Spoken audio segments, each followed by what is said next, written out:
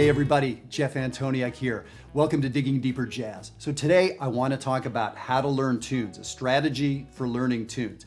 Now, this is very important, of course, if you're a pro musician, you want to get on stage and not have a bunch of music stands and iPads in front of you. But I'm not talking so much to the professional musicians here. I'm not talking to you guys at all, sorry. I'm talking to the adult amateurs. Those are the people that I gear these videos towards. Those are the people I love working with. So thank you for being here. You folks need to learn memorized tunes because it helps you get deeper inside the music. You become a better musician when you memorize songs. I know because I railed against this as a younger player. It just wasn't comfortable for me. I didn't think it was a bad idea. I just didn't do it. It was when I started memorizing songs that my playing really took off. And I've seen this with other people, many other people. So I'm really encouraging folks to just memorize a couple songs. It gets so much easier. And the strategy, that's what we're going to talk about here today. I've done a couple previous videos on how to learn tunes, and this goes along with those. So we'll talk about those in a second. This is, I think, video 98, maybe, of the Digging Deeper series, 98 of these videos. And there was a couple series before this. I've done a bunch of videos every week. And we're coming up to number 100, and there's going to be a couple cool announcements in with that. So I'm going to give you one little cool announcement for today on video 98. In 2020, next year, I'm going to be going to Germany to do some jazz and saxophone workshops. And I'm going to be making some other stops in Europe, in Western Europe. I'll go to Eastern Europe too. So I'm interested in where you are and where you want me to come. So if there's folks in London that want to get together and put together a workshop there, let's do it. You let me know where you're at and we'll take it from there. So we're starting out in Germany, so I'll be telling you much more about that. So I'm very excited about that. Okay, let's dig into this idea. Now on the sheet, you can see a simple set of chord changes. These chord changes are in the key of C. So you can see the last four measures of these chords are a 2, 5, 1 progression in C. That's one of the things that lets us know we might be in C. We end at the end of the tune in C. There's a cadence that takes us to C. So now what I'm saying is these 8 measures occur in many, many, many songs. And they're almost always, well, in the instance I'm talking about here, these chord changes are always the last 8 measures of a song. So you can see a list here, a bunch of songs you know, All of Me, and All the Things You Are, and Wave, and the Billy Joel song, Just the Way You Are, has these chords in that spot. So this is how you can memorize songs. This is how pros know hundreds and hundreds and hundreds of songs, because they're made from the same material, right? It's like a baker that knows how to make 20 different kinds of cookies. Well, if you know how to make a basic cookie, it's variations. It's like an architect or a builder who can design or build houses that look entirely different from each other. But if you understand foundations, if you understand 90-degree angles, I don't have to go on. You understand, right? So when we understand some of these little pieces, we build from there. And we realize that all these songs that we love in the jazz repertoire are put together elements that exist in other places. It's rare to find a song that just came out of nowhere, that just doesn't have a precursor harmonically or melodically. That's a difficult thing. And yes, that will be a difficult song, probably difficult to learn, but that's why we don't learn that song first. So here's what I'm going to do. I'm going to play the song All of Me. I'm going to play through, I'm just going to start in the middle of the song, starting in the 17th measure, just the middle of the tune. I'm going to improvise a little bit, and I want you to listen for these last 8 measures. So I'm going to play for 8, and then when we get to the last 8, that's going to be what's on the sheet here. So I want you to hear these chord changes. You've heard them so many times. So now I'm telling you they're a thing. Pay attention to them, learn them. And I'm also going to play this really classic lick that we hear people play all the time in this spot on those 8 measures. So let me play it. We'll talk on the other side.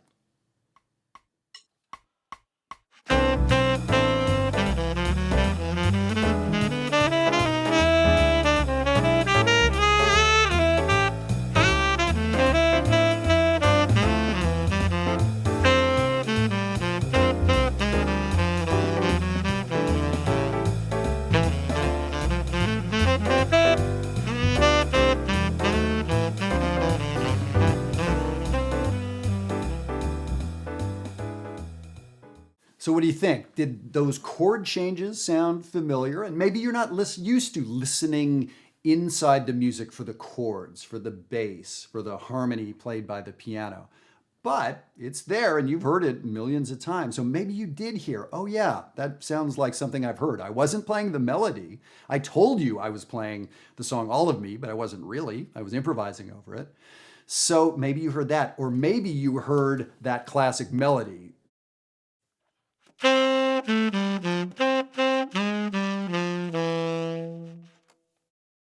I would love to know who played that first. Is it a quote from some tune back in the 20s? I don't even know. I've just heard everybody play that thing in that spot in all of these songs. So maybe that lets you know that that's what's going on. So if the video ended right now, that would be just fine. This idea of understanding, if I memorize these 8 measures, I know a bunch of songs, right? I know a quarter of a bunch of songs. 8 measures is 1/4 of a 32 measure tune. So that's how we can learn this stuff. And let me take one quick thing. I want to let you know, Jazzwire. This is the kind of stuff we're working on at jazzwire.net until May 1st. That's literally a handful of days from now, May 1st, 2019. If you register, apply, come on with us, you get 50% off your application fee. And use the code DIGGINGSPRING. And we would love to work with you here. This is the kind of stuff that we do day in, day out in all 3 of the communities at Jazzwire. We're working on songs, analyzing songs, talking about them with each other, posting ourselves playing. So this is where you're going to learn how to memorize tunes. But today I wanted to give you this little sample. And I did mention there's a couple other videos that I did where we looked at another classic set of chord changes. So if you know this classic set and this classic set, if you know about that one from Take the A Train, and if you know about this one from the blues and this one from, whatever rhythm changes tune, all of a sudden, all those building blocks, you can make something, right? So let's look at these changes and see what's going on here. I pointed out earlier that this example is in the key of C. So the last 4 measures that you see on the sheet, that is an important one to learn. That's not actually what I was thinking we were going to talk about. But yes, that 2, 5, 1, 1, that's the end of most songs. So you know the end of almost every show tune, Great American Songbook song ever written. It ends with that 2, 5, 1 almost exclusively, right? So there's that. Now, what happens the 4 measures before that? 8 from the end of the song. It is a 4 chord. So we're in the key of C. And so in the key of C, what would we call an F major chord? C, D, E, F. So we would call it a 4 chord. Now, if you're new to analyzing music, you may have some questions. Why don't we just call it an F chord? Why isn't that a 1 chord? Great questions. This video is not the place to answer that. That's a longer conversation, and it's an ongoing conversation. Jazzwire.net for you. Okay, so it's a 4 chord. Now, in the second measure of this example, I go to a minor 4 chord, to a 1 chord, to a 6 chord. This is all relative to the key of C. 4, minor 4, 1, 6, and then the end of the progression, 2, 5, 1, 1. You memorize those numerals. That's what it is. Or if you play all the time in the key of C for some reason, you would memorize these chords. So that cool sound of the major 4 chord going to the minor, that's where that great lick comes from.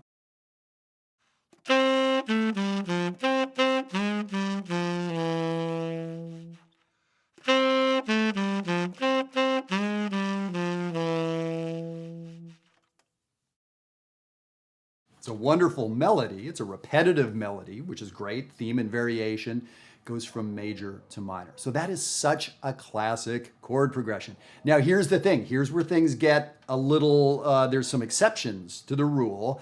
And this is where people may get confused again. That's why having a regular conversation with a group of people is how this gets made to be a very valuable thing, right?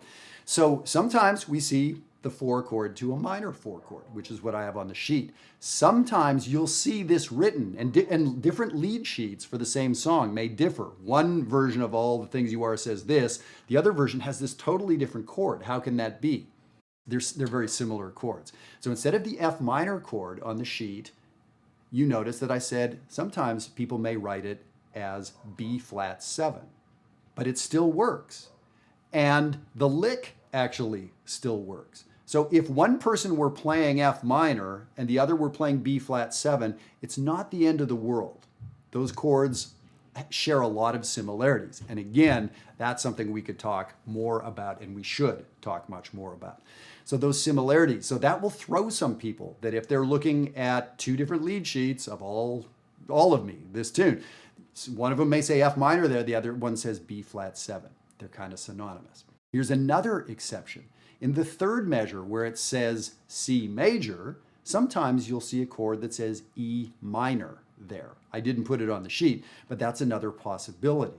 So for those of you who are a little more sophisticated harmonically, you'll understand that a C major 7 and an E minor 7 actually share many of the same notes.